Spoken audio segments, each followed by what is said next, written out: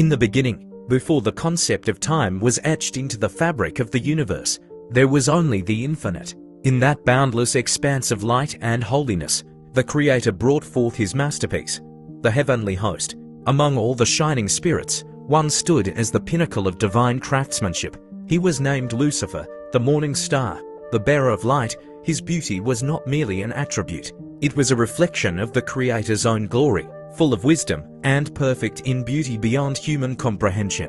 He was the anointed guardian cherub, walking in the midst of the fiery stones of God's holy mountain. His garments adorned with every precious jewel, topaz, diamond, sapphire, and emerald. For eons, Lucifer was blameless, the leader of the celestial choir and the most trusted of all spirits. But perfection, when disconnected from humility, carries a hidden seed of destruction. As the morning star gazed upon his own radiance, a subtle and deadly transformation began within his heart. He forgot that his brilliance was a gift, not a right. The poison of pride began to circulate through his celestial essence, replacing adoration with envy. He looked at the throne of the Almighty, the only point in existence that did not belong to him, and he coveted it. The silence of heaven was broken not by a sound, but by a thought that resonated like a crack in a crystal palace. Lucifer said in his heart, "I will ascend to heaven. I will raise my throne above the stars of God. I will sit on the mount of assembly in the far reaches of the north. I will make myself like the Most High." This was the birth of the first lie. In that moment of internal rebellion, the light bearer became the father of darkness. He did not keep this darkness to himself.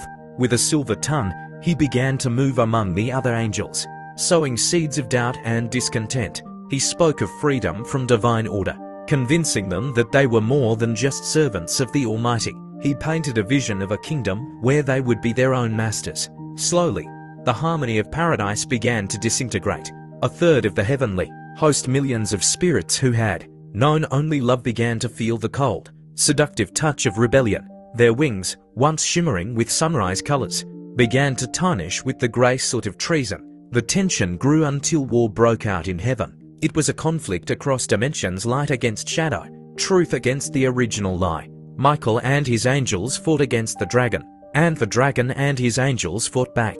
The foundations of paradise shook as eternity collided with betrayal. Lucifer fought with the desperate fury of a dying sun, but pride is no match for the power that created it. The rebels were not strong enough. Driven by the relentless tide of divine justice, they lost their place in heaven. The final decree was spoken from the throne, a word of power that vibrated through every created thing. The rebellion was over.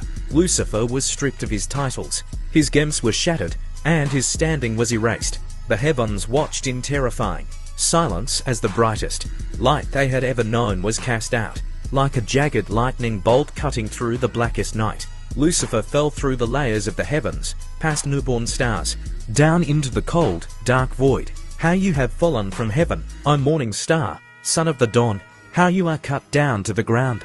The beauty was gone, replaced by a twisted, monstrous reflection of his former self. As he landed in the dust of the newly formed world, the impact created a crater of fire and brimstone.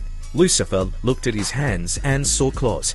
He looked at his wings and saw the tattered, leathery remains of a nightmare. In the desolate wasteland of his exile, the new king of terrors arose. He realized he could not defeat the Creator, so he turned his eyes toward God's most precious project, humanity. From a throne of light to a throne of embers, he began to plot. He had lost the war for heaven, but the war for the souls of men had only just begun.